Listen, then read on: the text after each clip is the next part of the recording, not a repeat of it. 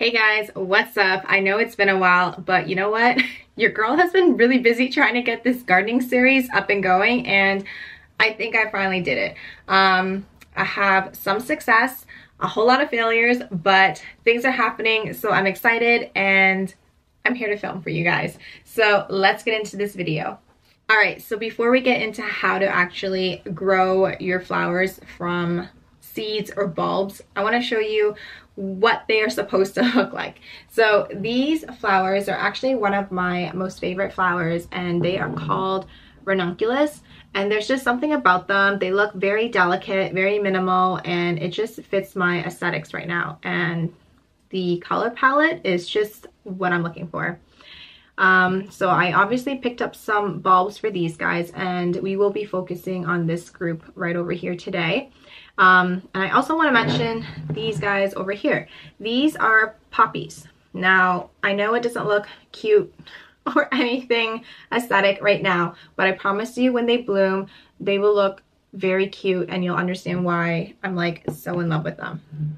Alright, so I went to my local nursery and picked up these two Ranunculus here, the pink one and the white one.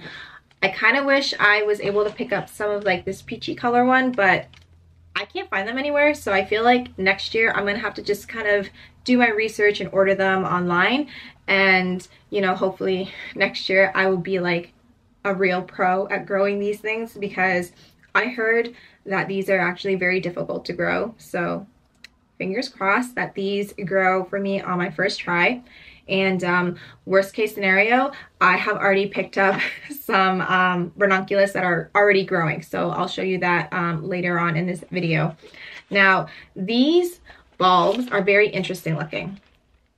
I did do some reading and research on them as to like what they look like and how to grow them, and they describe them as looking like little octopus, and they actually do. So look at it. It totally looks like a little octopus. They're so creepy looking, not even gonna lie. But yeah, that's what they look like, and these are the bulbs, and this is what it's supposed to look like when you buy them. So what you're supposed to actually do is soak these guys in water for 3 to 4 hours. Now, I already have my vase over here, and I have my air pump that's ready to go in here. And the reason for that is because while you're soaking your bulbs for 3 to 4 hours, there's a possibility that bacteria can grow. And in order to reduce the chance of bacteria growing and ruining your bulbs is by having an air pump. So because I have an air pump, I'm gonna use it. Also because it's just, I'm a lazy person, and having an air pump is way easier than rinsing the bulbs. So if you don't have an air pump, the other option that you can do is for every hour, just rinse the bulbs and give it fresh water. That's all you gotta do. As I said, I'm a lazy person. I'm just gonna put the clock on for 4 hours, and that's it. So I'm gonna go ahead and drop these guys in here. And while it's soaking, it's supposed to double in size. And afterwards, we are going to transfer them over to soil. So I shall be back in 3 to 4 hours to show you how big they have gotten. All right, so it's been almost 4 hours now, and these guys have plumped up quite a bit. So go ahead and show you.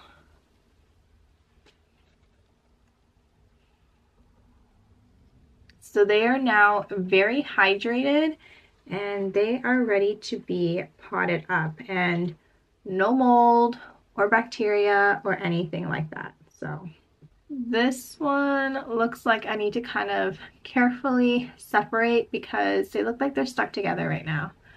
Yeah, so you can see there's like 2 eyes there. I hate doing stuff like this.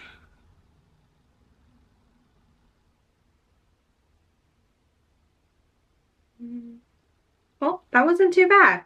All right, so I did it.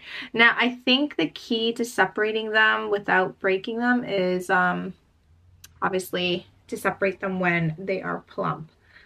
So I have 10 here, and they are good to go, and I'm gonna get my soil mix ready for planting these guys.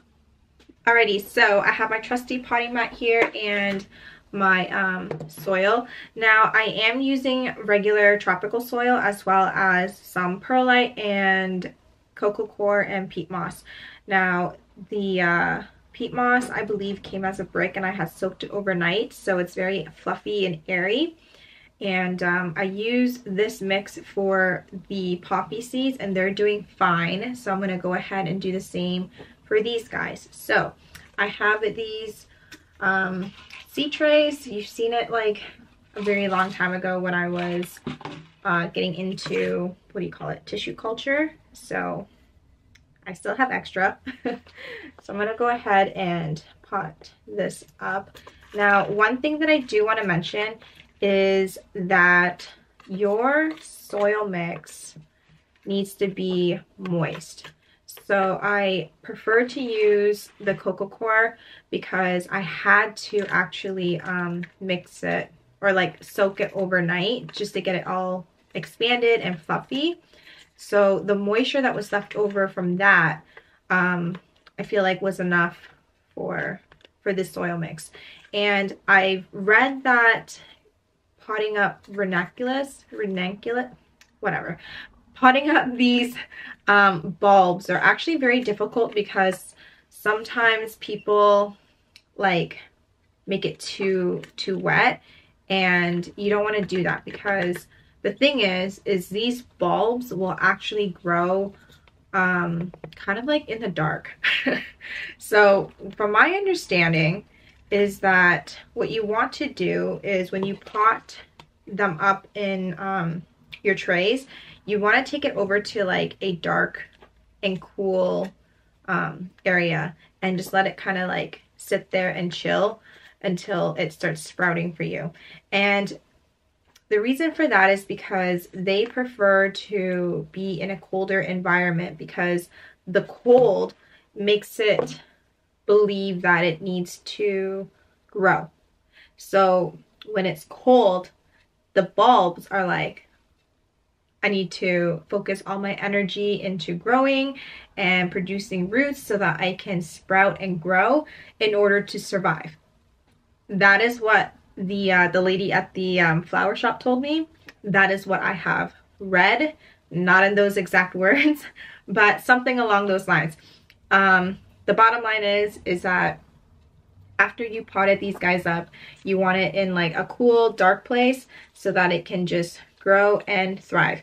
And I think you're supposed to check in on it every now and then to make sure that, you know, your soil is still moist, not wet. So, and I think the best way of checking and ensuring that it is moist is just to like actually bottom feed it if you have to. But I feel like because it's in like a cool and dark place, it's gonna stay moist. At least it should anyways. So I have filled my tray halfway, and apparently you kind of want to tap it like this because you don't want it to have any like air pockets. Yeah, so that's what I'm doing. And the way you pot these up is you want to pot these little arms down like that. So not up like this.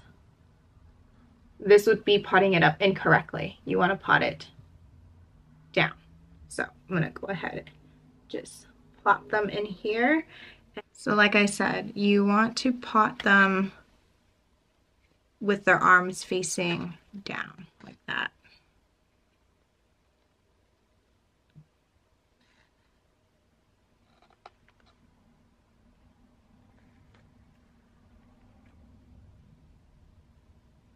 All right, so this is what it should look like. Like I said, the arms are facing down, and then you just want to put more soil on top, and that'll be that.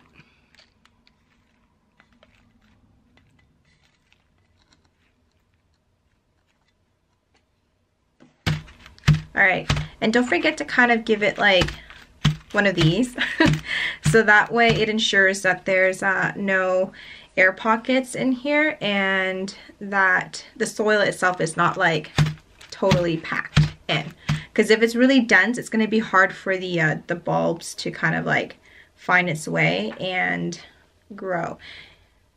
So just want to top it off a little bit more and we should be good. One of the benefits of using these seed trays is that when you think it's starting to root, you're going to be able to just kind of like lift it and see from the side because the container is clear. Whereas like if you were to use the other seed containers, it's going to be hard for you to tell if it's rooting, especially if it's like your first time. Especially if it's my first time. I'm not going to know if I'm doing it right. So I opted to use this type of tray versus the like the other seed trays, which are just the regular like black trays. I guess like one way of knowing if, you know, if it's rooting is to physically pick it out and look at it, but I just don't want to disturb it. So that is why I'm using this. So I'm going to go ahead and put it in here. And that's it. These guys right here, they're going to be going into the garage. And I'm choosing my garage because, you know, I never really go in there or turn on the light. It's kind of dark and cold because there's no heating out there. So I think that's the perfect place for it. I have heard of some people placing these in like their basement, but I think there was like an issue with like too much moisture in the basement. So if you have a dehumidifier, maybe turn that on. But otherwise, they're gonna go into the garage. And the goal is to one day grow them into something that looks like this.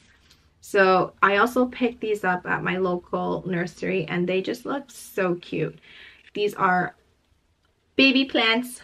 And, you know, I think if I fail at these bulbs, at least I have these to look at. And eventually I'm probably gonna get like a flower bed and put them outside. But yeah, I am very hopeful that this series is successful, or at least I'm gonna die trying. But yeah, I hope you guys enjoy this video and I'll see you guys in the next one. Bye.